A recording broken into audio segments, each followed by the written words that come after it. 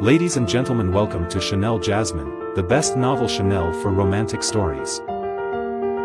Hai guys, selamat datang di channel Jasmine, channel terbaik untuk menyimak novel-novel romantis.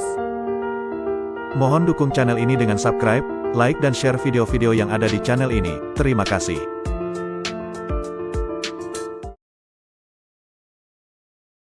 Kaisar Agung Seni Bela Diri bab 1198. Mampu menembus hingga ke tingkat Kaisar Agung, memang tak ada satupun yang mudah ditaklukkan, gumam Luoxiu. Meskipun sedikit menyesal karena gagal mempertahankan semua kepala naga beracun, ia tetap merasa cukup puas. Bagaimanapun, yang ia hadapi adalah kekuatan sekelas Kaisar Delapan Roda, dan sebagai seorang Raja Dewa, merebut sesuatu yang berada dalam perlindungan makhluk sekuat itu sama saja dengan mencuri dari mulut harimau. Jika bukan karena kekuatan luar biasa dari tungku kekacauan Wuji, Luoxiu sendiri mengakui bahwa ia tak mungkin sanggup melakukannya. Saat ia baru saja menapakkan kaki di wilayah kota Purba Dahuang, suara gemuruh petir menggema di langit, awan gelap menggulung dan membentuk bencana guntur yang begitu mencekam, hitam pekat bagai tinta, menandakan turunnya hukuman langit. Bencana guntur datang cukup cepat juga, ujarnya dengan nada tenang. Bagi Luoxiu, ini bukan kejutan, selama perjalanan kultivasinya, ia telah berkali-kali menghadapi hukuman bencana guntur, dan baginya itu sudah seperti makanan sehari-hari. Berbeda dari para kultivator lainnya yang baru menghadapi hukuman langit saat menembus satu tingkat besar, Luoxiu justru harus menghadapinya setiap kali naik satu tingkat kecil. Jika terlalu lama tidak disambar petir, justru ia merasa tidak nyaman. Boom, boom, boom. Bencana guntur tidak menunggu lama untuk menyerang, petir menyambar tanpa henti dari langit, membanjiri bumi seperti hujan lebat. Di tengah gempuran bencana guntur yang menggila, wajah Luoxiu justru menampakkan ekspresi nyaman dan santai, seolah sedang menikmati mandi air hangat berkat tubuh fisiknya yang telah ditempa oleh tahap kelima dari teknik Dewa 9 perubahan, yang membuat kekuatannya setara dengan harta tingkat tertinggi milik Raja Dewa. Itu apa? Seseorang sedang melewati bencana guntur. Kenapa awan petaka itu bisa bergerak? Semakin dekat Luoxiu ke kota Purba Dahuang, para penjaga di tembok kota segera menyadari keanehan awan petaka yang perlahan mendekat ke arah mereka, membuat seluruh penjaga menjadi siaga penuh. Apalagi, di tengah suasana mencekam saat ini di mana medan perang dengan klan pembunuh darah iblis dan tanah suci Dao Iblis bisa meledak kapan saja, setiap fenomena luar biasa langsung menimbulkan kewaspadaan tinggi. Apa aku terlalu mencolok? Pikir Luoxiu ketika mulai melihat siluet kota di kejauhan, sembari merasakan puluhan bahkan ratusan kekuatan ilahi mengintai dari berbagai arah. Karena keberadaan bencana guntur, para pengintai hanya berani mendekat dari kejauhan dan tak ada yang berani melampaui batas. Hukuman langit bersifat serangan tanpa diskriminasi, dan kekuatan ilahi yang digunakan untuk mengintai sangatlah rapuh dibandingkan tubuh fisik kultivator, sehingga tak ada yang berani menantang kekuatan langit secara langsung. Tentu saja, ini tidak berlaku bagi Luoxiu yang kekuatan rohaninya sudah menembus ke tingkat jiwa suci. Karena petir tampaknya belum akan mereda dalam waktu dekat, Luoxiu memilih berhenti dan menyelesaikan bencana guntur di tempatnya berdiri. Benar-benar ada yang melewati bencana guntur, dilihat dari kekuatan petirnya, sepertinya seseorang sedang mencoba menembus ke tahap Raja Dewa 7 Roda. Dia berhenti, sepertinya bukan musuh, tapi siapa ia, berani-beraninya menjalani bencana guntur di dekat sini. Sejumlah besar kultivator berkumpul di atas tembok kota dan mulai memperdebatkan siapa gerangan sosok misterius tersebut. 2 jam kemudian, awan bencana guntur perlahan menghilang, dan kekuatan ilahi segera menyebar ke segala arah. Mereka melihat seorang pemuda berwajah remaja, mengenakan jubah hitam, melangkah santai menuju kota. Orang itu, kelihatannya familiar. Itu dia, putra mahkota dari wilayah Pedang Wuji. Katanya dia adalah reinkarnasi dari seorang penguasa bela diri tertinggi, dan kini dikenal dengan nama Luoxiu.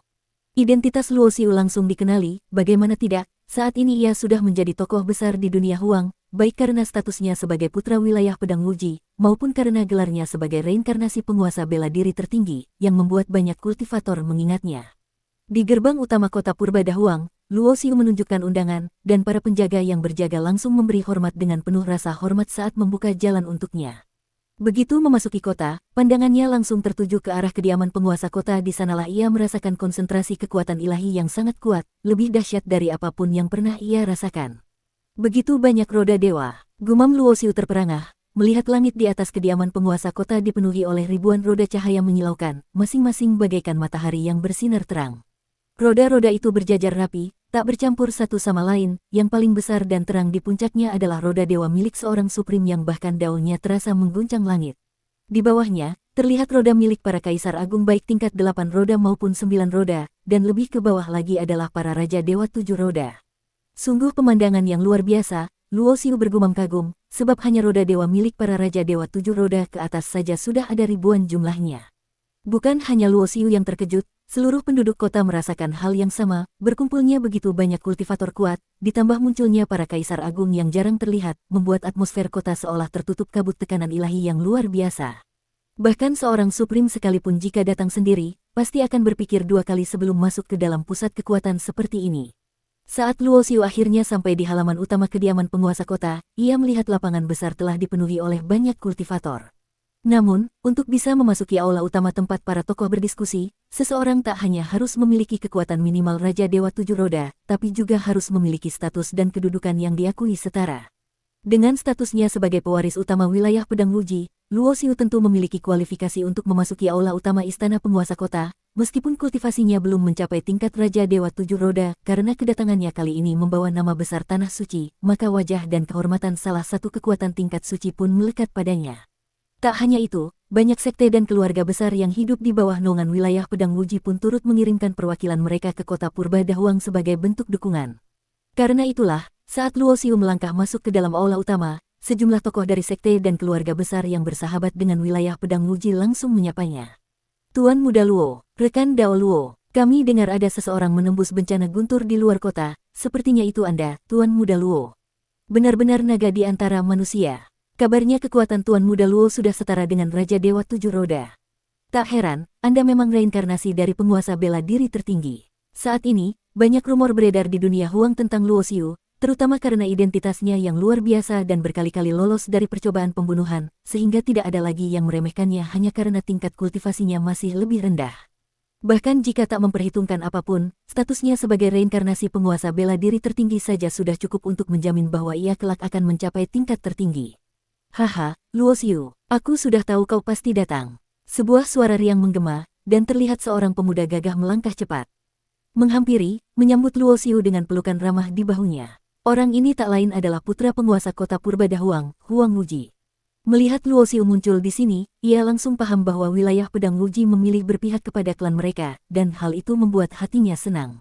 Kemajuan kultivasi Broter Wuji sangat pesat, ujar Luo Xiu sambil tersenyum santai, menyadari bahwa kekuatan Huang Wuji telah menembus tahap awal Raja Dewa 7 roda, meski sedikit tidak stabil tampaknya baru saja menembus batas. Situasi dunia sedang kacau, ini juga terpaksa, jawab Huang Wuji dengan senyum pahit, menyiratkan bahwa kekuatan itu diperoleh dengan bertumpu pada banyak sumber daya. Terakhir kali bertemu Luo Xiu, ia masih berada di tingkat Raja Dewa 6 roda, dan dengan kecepatan normal, seharusnya ia belum mencapai titik ini. Luo Xiu mengangguk memahami, dirinya sendiri pun terpaksa demikian. Dengan krisis besar yang bisa meledak sewaktu-waktu, semua orang berlomba memperkuat diri secepat mungkin. Didampingi Huang Wuji, Luo Xiu menemukan tempat duduk di dalam aula utama dan memandangi ruangan itu sudah lebih dari 6.000 orang yang berkumpul. Mereka semua minimal memiliki kekuatan Raja Dewa 7 roda, dan seiring waktu, semakin banyak tokoh datang, termasuk pemimpin sekte, tetua keluarga besar yang dikenal Luo Xiu, maupun tokoh kuat yang belum pernah ia dengar sebelumnya. Setiap orang yang masuk melepaskan roda dewa mereka ke udara satu persatu roda cahaya bersinar seperti matahari yang menggantung di atas aula, membentuk kumpulan energi yang luar biasa. Semakin banyak roda yang muncul, tekanan energi yang terasa pun semakin kuat, jelas bahwa ini adalah bentuk unjuk kekuatan untuk menyemangati dan membangun moral menghadapi perang besar yang akan segera pecah. Di aula utama, terdapat hampir 10.000 Raja Dewa 7 roda ke atas, berarti ada sekitar 70.000 roda dewa bergantung di udara, berkilau bagai bintang-bintang yang memenuhi langit. Berdasarkan kekuatan dan tingkatan, posisi roda-roda itu pun tersusun mereka yang lebih kuat berada di atas dan yang lebih rendah di bawah. Roda para Kaisar Agung jauh lebih besar dan kuat dibanding roda para Raja Dewa, meskipun jumlahnya lebih sedikit karena keberadaan Kaisar Agung memang sangat langka di seluruh dunia Huang. Kudengar kekuatan Broter Luo setara dengan Raja Dewa 7 roda, mengapa tidak sekalian lepaskan roda dewamu untuk memperkuat moral kami? Suara tiba-tiba menggema, membuat Luo Xiu menoleh dan melihat seorang pemuda tampan berjalan angkuh ke arahnya, mengenakan jubah ungu, dengan tatapan dingin dan bangga. Tanpa perlu diperkenalkan, Luo Xiu sudah tahu siapa dia karena selama memimpin wilayah Pedang Wuji, ia telah mempelajari semua kekuatan besar yang ada. Pemuda ini adalah Zuo Qiu, tokoh muda terkenal dari Sekte Suci Sentian, salah satu kekuatan paling puncak di dunia Huang dan tempat kelahiran penguasa bela diri tertinggi masa kini. Zuo Qiu, yang dijuluki Raja Dewa Muda, mencapai tingkat Raja Dewa 7 roda sebelum berusia 3.000 tahun, prestasi luar biasa yang tak bisa diraih oleh sembarang orang. Meskipun Huang Wuji juga tergolong muda, waktu kultivasinya sudah jauh melampaui 3.000 tahun, sehingga tidak dapat memperoleh gelar kehormatan yang sama. Ini berarti bahwa Zuo Qiu adalah jenius sejati yang melampaui banyak tokoh muda lainnya, termasuk Huang Wuji. Tentu, para jenius seperti ini selalu punya harga diri tinggi, dan melihat Luo Xiu yang meskipun terkenal, tapi belum mencapai tingkat yang sama dia merasa tak sudi mengakuinya. Permintaannya agar Luo Xiu melepaskan roda dewa jelas mengandung maksud menantang, ingin mempermalukan atau menguji kekuatannya secara terbuka.